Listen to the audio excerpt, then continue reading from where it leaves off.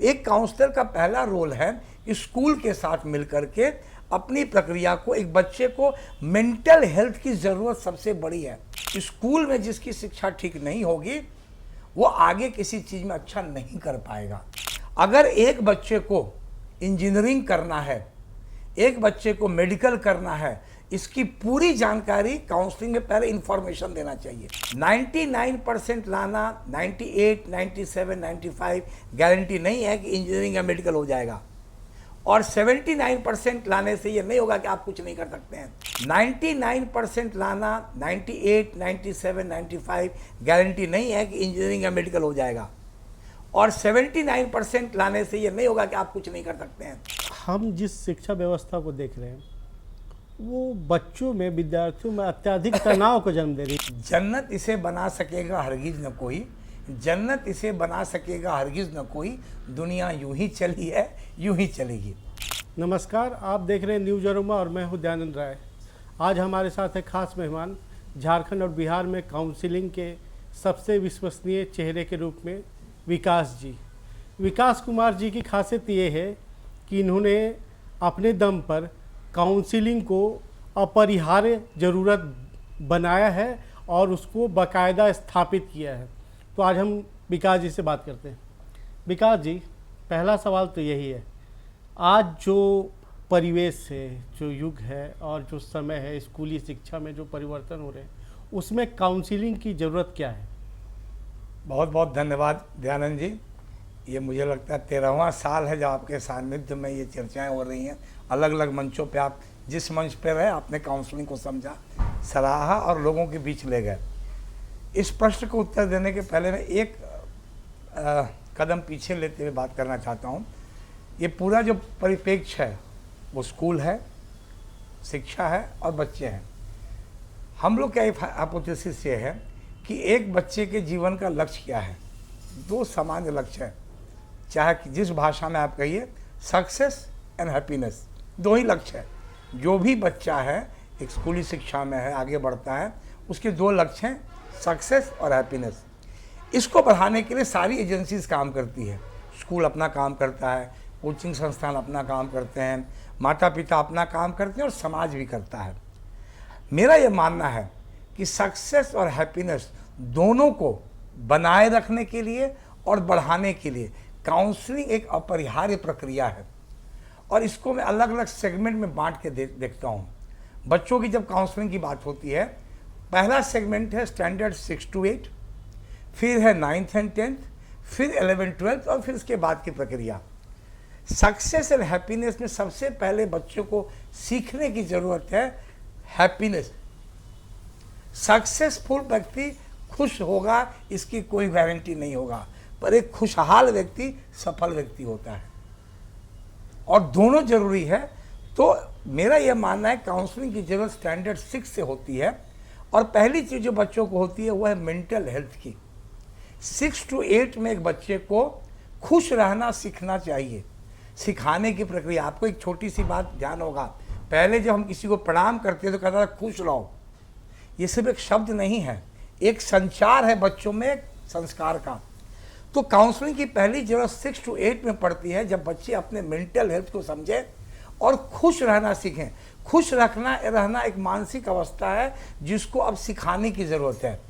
पहले परिवार में बच्चे सीखते थे, पर ये जो परिवार नामिक संस्था धीरे धीरे छोटी हो गई है, जिसको हम कुछ नहीं कर सकते हैं। एक काउंसलर का पहला रोल है कि स्कूल के साथ मिलकर के अपनी प्रक्रिया को, एक बच्चे को मेंटल हेल्थ की ज़रूरत सबसे बड़ी है। विश्व स्वास्थ्य संगठन ने हेल्थ को जो परिभाषित किया है, it is physical, mental and spiritual wellbeing that is known as health.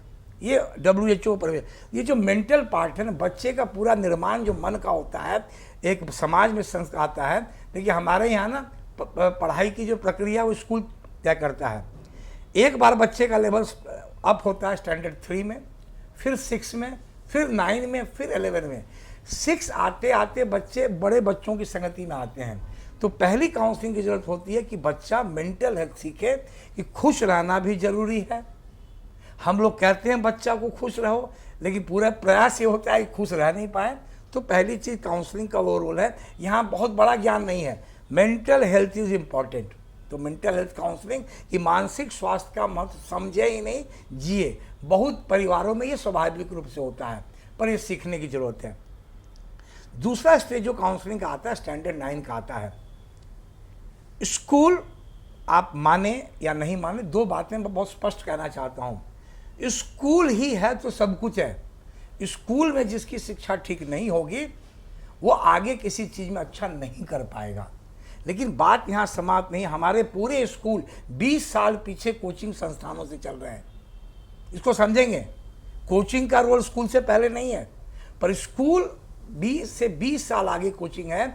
जो काम 2004-05 में बड़े बड़े संस्थानों ने किया वो अभी भी स्कूलों में नहीं हो रहा है, कुछ अपवाद स्कूल को छोड़ के।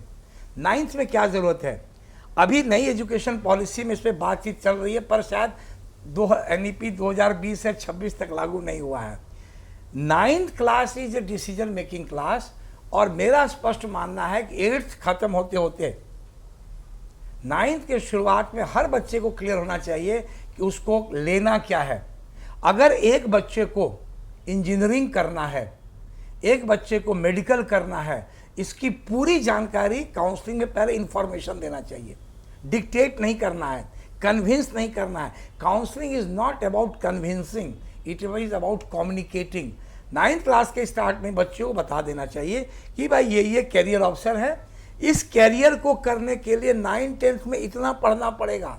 आप एक बात जान लें, जो भी टॉप रैंकर्स हैं पूरे हिंदुस्तान में पिछले 20 वर्षों में 80 to 90% बच्चे वही हैं जो 9th-10th में अपने डायरेक्शन को पकड़ लिए। पूरी जिम्मेदारी से आपको बता रहा हूँ, पिछले मैं 22वां साल है झारखंड में मेरा, कोई बच्चा ऐसा नहीं है 2010 के आसपास जो इंजीनियरिंग मेडिकल में सफल हुआ है या इवन क्लैट में सफल हुआ हो, वो 9th में क्लियर नहीं हो। तो काउंसलिंग की पहली ज़रूरत यह है कि 9th क्लास में बच्चों को क्लैरिटी, और कई कारण से नहीं आती हो तो कोई बात नहीं है, तो बच्चों को कैरियर काउंसलिंग 9th से स्टार्ट होना चाहिए, जिसका पहला चीज़ है इन्फॉर्मेशन, सभी कैरियर के बारे में बताना और सभी विषय के बारे में बताना। अभी क्या होता है, एक बच्चा जो मन ही मन क्लियर होता है कि मेडिकल पढ़ना है, वो मैथ्स पे ध्यान नहीं देता है। बच्चों को दूसरी ज़रूरत है काउंसलिंग में कि maths is very important irrespective of any subject that you are choosing in standard 11। English is very important irrespective of any subject that you are choosing. तो ये इन्फॉर्मेशन दो हुआ। तीसरी चीज़ है सक्सेस की परिभाषा को समझाना। Success, super success, extraordinary success, 3 चीज़ें हैं। मैं मनोविज्ञान का छात्र हूँ। एबनॉर्मल साइकोलॉजी में पहली बात जो पढ़ाई जाती है कि हर आदमी पागल है, everybody is abnormal, difference is only of degree. तो मैं ये मानता हूँ कि हर व्यक्ति सफल है, डिफरेंस सिर्फ डिग्री का है। एक समान परिवेश से निकला बच्चा और एक समान इंजीनियर बनकर के भरोपासन करता है, उसकी बड़ी उपलब्धि है, और किसी के लिए 1 करोड़ लाना भी कम उपलब्धि है। और इसमें चौथी चीज़ जो बच्चों को समझना है कि board exam is very important, और दूसरी चाहे board is not end of the life. आज आपने जो किया बड़ा सही समय चुना है। तो जो बच्चे देख रहे हैं, पेरेंट हैं, बोर्ड एग्ज़ाम एक पैरामीटर है, पर ध्यान रखेंगे। सो अच्छा किए हैं, बहुत अच्छा रिजल्ट है। 99% लाना, 98, 97, 95 गारंटी नहीं है कि इंजीनियरिंग या मेडिकल हो जाएगा, और 79% लाने से ये नहीं होगा कि आप कुछ नहीं कर सकते हैं। एक प्रक्रिया थी, फर्क इतना ही है कि आप परीक्षा के 1 महीने पहले जगे तो 80%, 2 महीने पहले जगे 85 से 90, सीधा सा ज्ञान है। शुरू से लगे तो 95 से लगे। और आप ही नहीं, सभी बच्चों को, मैं समस्त अभिभावकों को प्रणाम करते हुए, स्कूल के शिक्षकों, प्रिंसिपल्स, डायरेक्टर को सैल्यूट करते हुए, 10th का रिजल्ट पूरे इकोसिस्टम का रिजल्ट है, आपका सिर्फ अपना रिजल्ट नहीं है, और इसको समझना होगा। और इसी परिप्रेक्ष्य में किसी को मैं चर्चा करना चाहता हूँ, आपसे परिचित हैं, प्रतुल साहदेव जी हैं। 2 साल पहले उनके बेटे को 97% मार्क्स आया था, और उन्हें उसी दिन फेसबुक पे लिखा कि मेरे बेटे शौर्य को ये आया है और ये ह्यूमैनिटीज़ पढ़ेगा। ये कल्चर, क्योंकि वो क्लियर था, उसके बाबा जज हैं, उसको क्लियर था कि मुझे जज बनना है। ये क्लैरिटी तब आएगी जब काउंसलिंग होगी। There is difference between counselling and selling.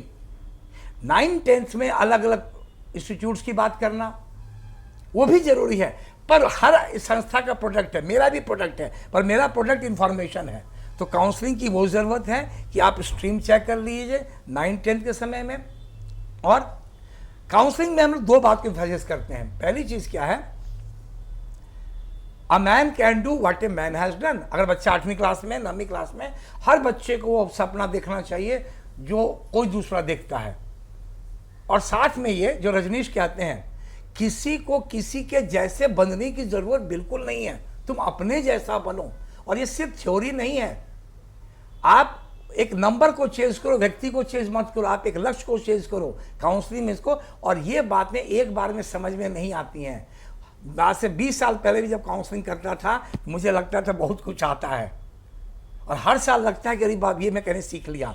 तो पहली चीज़ क्या है कि a man can do what a man has done. हर बच्चे को टारगेट करना चाहिए कि भाई ठीक है, मेरा पीसीएम लेंगे, आईआईटी टारगेट है, पीसीबी लेंगे, एम्स टारगेट है, कॉमर्स लेंगे, सीए टारगेट है, आईपी मैट टारगेट है, और आर्ट्स लेंगे तो हमारा डीयू टारगेट है, या हम आईपी मैट लेंगे, क्लैट लेंगे। ये क्लैरिटी। और 9-10 में हम लोगों ने एक पुस्तक लिखी है 5+45 एंट्रेंस एग्जाम्स। बच्चों को ये बताने की जरूरत नहीं कि पैकेज कितना होगा, यूट्यूब और इंस्टाग्राम पे मिल जाएगा। बच्चों को ये बताना किस परीक्षा को करना है। और यही काउंसलिंग की जरूरत 11th में बच्चे आते हैं। सबसे इंपॉर्टेंट काउंसलिंग में ये है कि बच्चों को ये मालूम हो किस कंपटीशन को करने के लिए क्या बेंचमार्क है। हर बच्चे का एक टारगेट होता है, रैंक 100 लाएँ, रैंक 1 लाएँ। तो भाई आईआईटी जाना है, बॉम्बे की कट ऑफ 66, दिल्ली की कट ऑफ 110। पर यहाँ आपको समझना पड़ता है, काउंसलिंग में हम लोग शुरू समझाते हैं, जनरल, ओबीसी, एससी, एसटी, हर कैटेगरी का कट ऑफ अलग है। आज के डेट में 2018 में इस गवर्नमेंट ने इंट्रोड्यूस किया गर्ल्स का कोटा। गर्ल्स कोटा में भी जनरल का कट ऑफ अलग है, ओबीसी, एससी, एसटी का कट ऑफ अलग है। इन बातों को समझेंगे तो गोल सेटिंग होगी। 9th में सोचना शुरू करना, 11th में गोल सेटिंग प्रॉपर होती है कि भाई ये मेरा गोल है, ये आईटी करना है, और आपको पूरी जिम्मेदारी से करना है। जो बच्चा 80% भी लाएगा, तय कर लेगा, तो वो आईटी जाएगा, एम्स जाएगा। अगर एक स्कूल की बात मानेगा, एक कोचिंग की बात मानेगा, सेल्फ स्टडी के लिए एक प्रैक्टिस को करेगा। और हारिए न हिम्मत, बिसारिए न हरी। अब काउंसलिंग में अगली चीज़ क्या होती है, हर टॉपर के जीवन में उतार और चढ़ाव होते हैं। तो उस उतार चढ़ाव को करने में जो माता पिता की भूमिका, उनसे बड़ा कोई काउंसलर नहीं है। मैं काउंसलिंग करता हूँ, हमसे बात करते हैं, पहली बात मैं कहता हूँ, who is the first counsellor? Mother is the first counsellor. उनसे बड़ा कोई काउंसलर नहीं। Father is your second counsellor. Your respected teacher जो 10th तक वाले हैं, या जो टीचर आप जुड़ जाए, फिर हम लोग का नंबर आता है जब एक प्रोफेशनली काउंसलिंग करते हैं। और हर व्यक्ति का योगदान, काउंसलिंग कोई एक प्रक्रिया भाषण की नहीं है। तो वहाँ पे क्या है कि आपको गोल सेटिंग के लिए कितना घंटा पढ़ना पड़ेगा ये तय करना। फिर काउंसलिंग का एक पार्ट होता है गोल रीसेटिंग, कि भाई गोल सेट तो कर लिए, 11th में आओ, 11th के हाथ में नंबर कम आ गए। नंबर कम आने से जीवन खत्म नहीं होता है, नंबर ज़्यादा आने से आप आसमान में नहीं जाते हैं, पर नहीं समझने से जाते हैं। तो काउंसलिंग में एक प्रक्रिया होती है कि गोल रीसेटिंग, कि भाई सेट तो कर लिए, फिर रीसेट करें। तीसरा एस्पेक्ट है गोल चेजिंग, चेज कैसे करें। आपको एक बात और समझना होगा, टॉपर्स सिर्फ स्कूल और कोचिंग में नहीं, हॉस्टल और घर के स्टडी टेबल पे हैबिट से बनते हैं। स्कूल जरूरी है, कोचिंग भी जरूरी है, पर self study will make you a winner in accordance with the your guide teachers.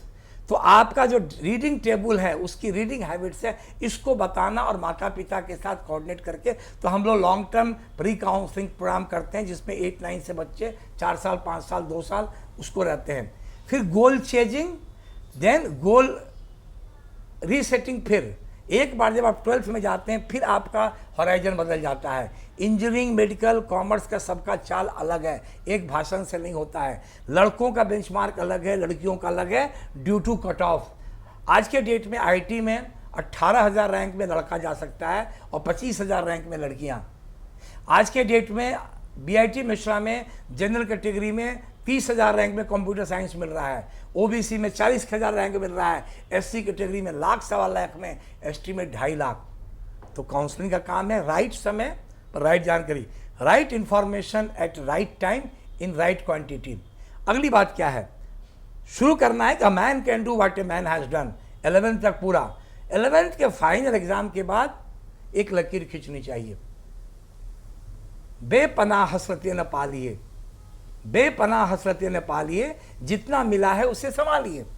जो आप संभाले हुए हैं, तो इंजीनियरिंग मेडिकल एस्पिरेंट को 11th के बाद बहुत बड़ी चीज़ होती है। और आपके माध्यम से मैं कह दूं, इंजीनियरिंग मेडिकल का पूरा रोड मैप इस पर निर्भर करता है कि आप 11th से जब 12th में जाते हैं और अगले 3 महीने में आप क्या क्या काम करते हैं, सारा सक्सेस उस पर डिपेंड करता है। और फिर एक बात कह दूं, बहुत कंपटीशन से जहां 12th की पढ़ाई होती है, 11th का पूछता नहीं है। तो डिफरेंट एंट्रेंस एग्जाम्स को जानना। और एक बात और कर ले, कंफ्यूजन पूरे देश में 20-25 साल है।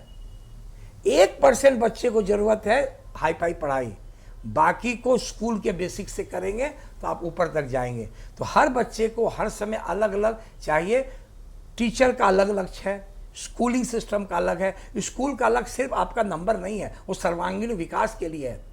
हैविंग सेड दैट, आपको बता दूं, आज के डेट में कैट में, IIM कलकत्ता में सिर्फ 30% वेटेज है आपको एग्ज़ाम का, कैट का। बाकी पर्सनैलिटी इंटरव्यू, बोर्ड मार्क्स, इसको वेटेज दिया जाता है।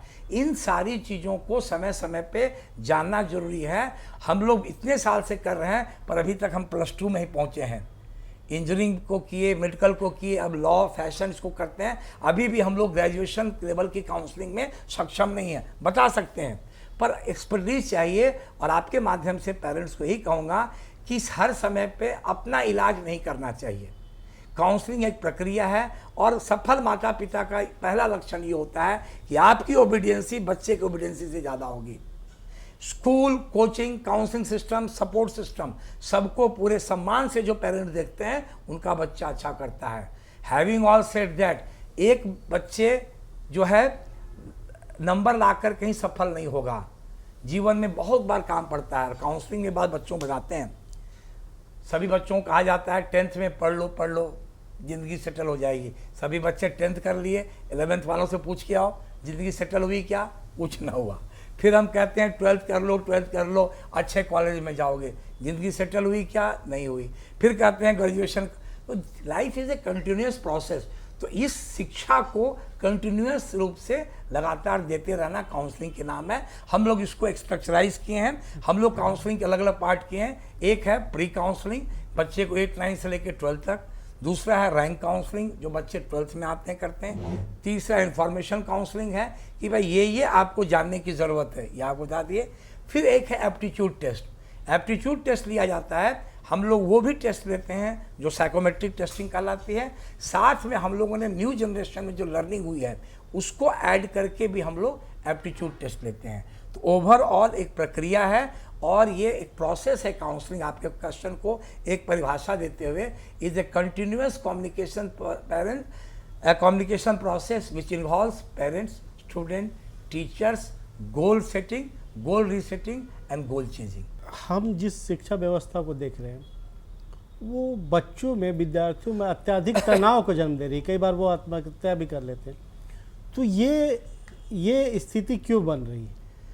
गालिब का एक शेर है, जन्नत इसे बना सकेगा हरगिज न कोई, जन्नत इसे बना सकेगा हरगिज न कोई, दुनिया यूं ही चली है, यूं ही चलेगी।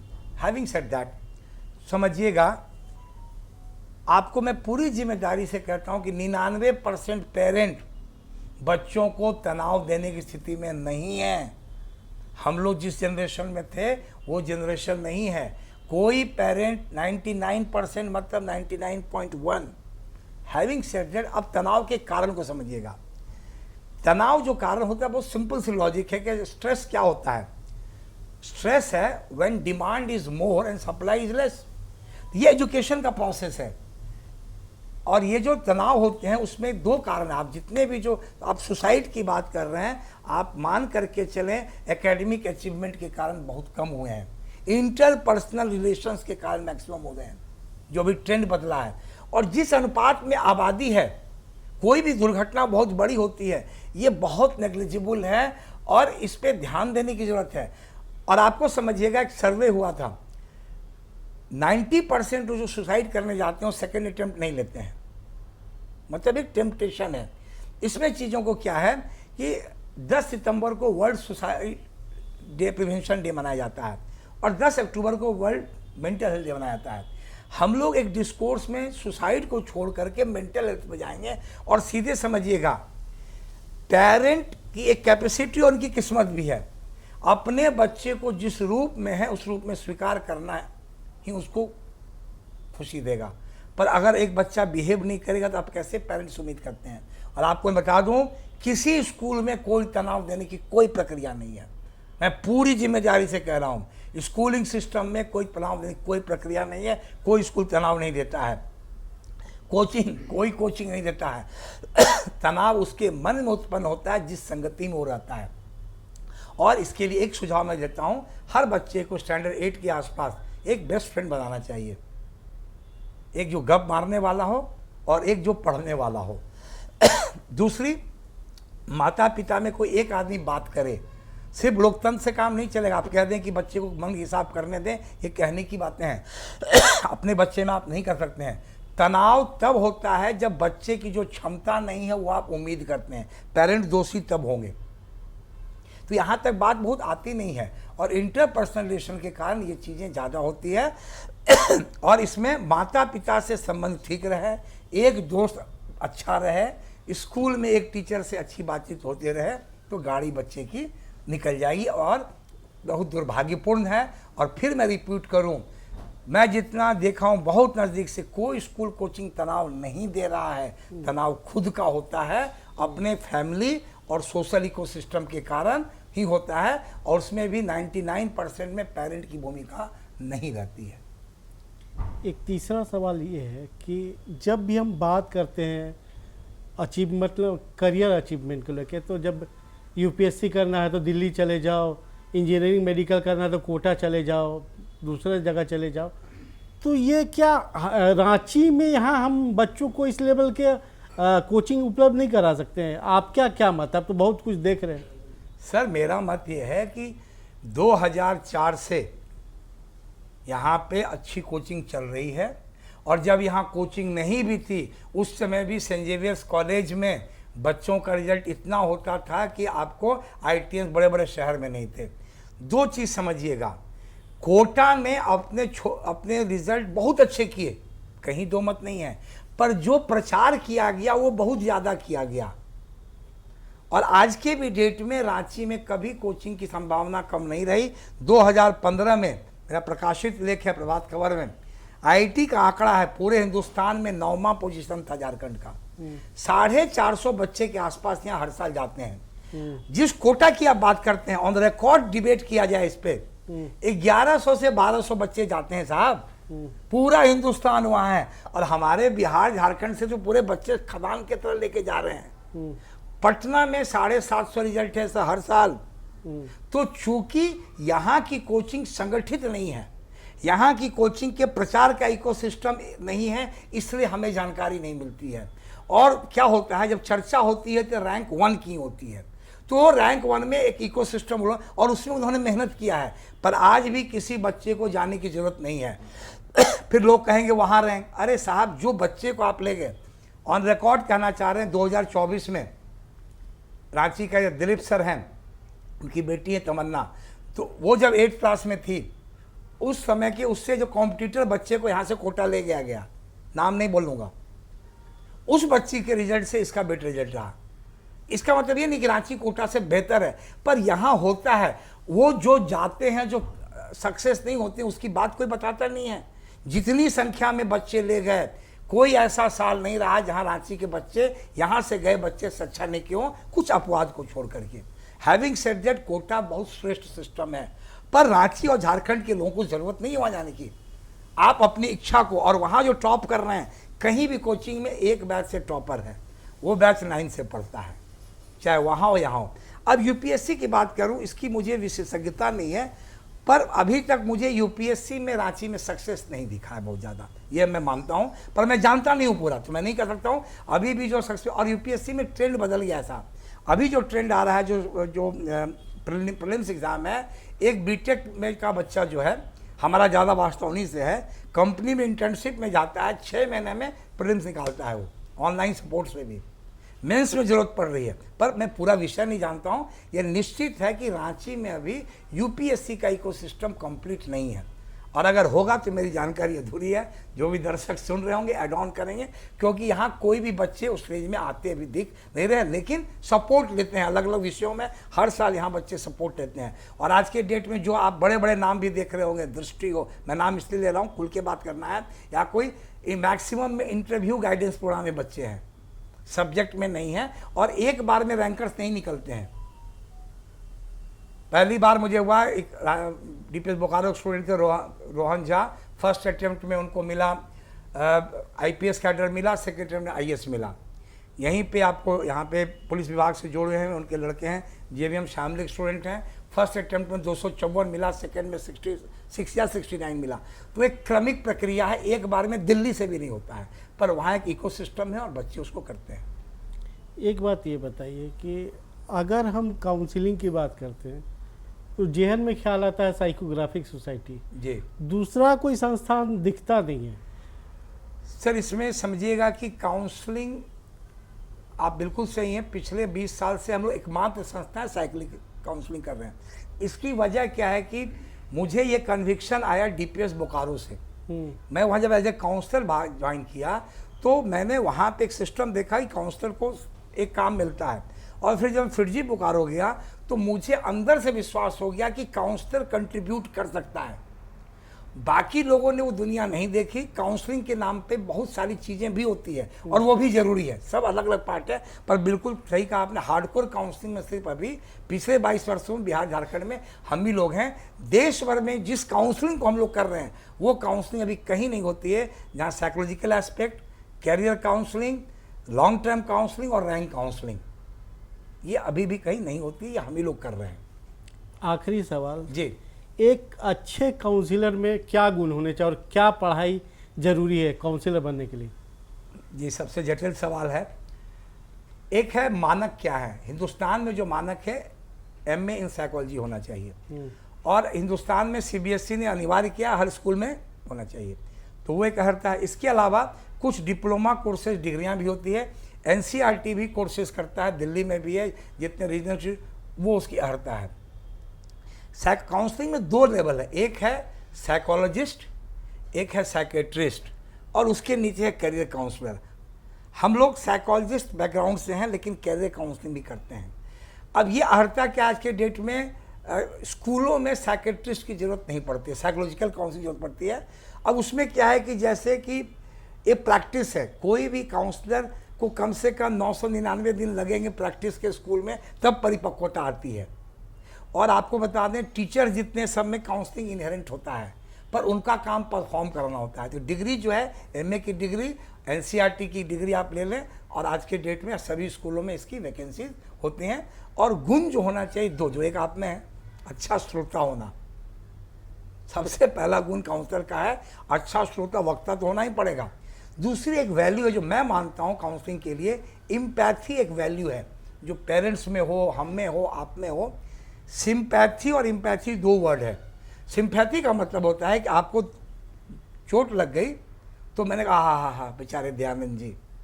इम्पैथी है कि आपको चोट लगी तो मेरे में ये सेंसिटिविटी, मुझे ये महसूस हो कि मुझे ही चोट लगी है।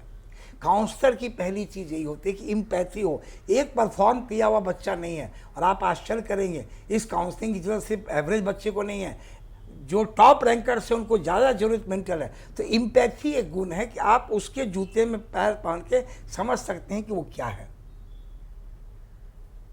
न्यूज अरुमा से बातचीत करने के लिए आपका बहुत बहुत धन्यवाद। आपका भी बहुत बहुत धन्यवाद।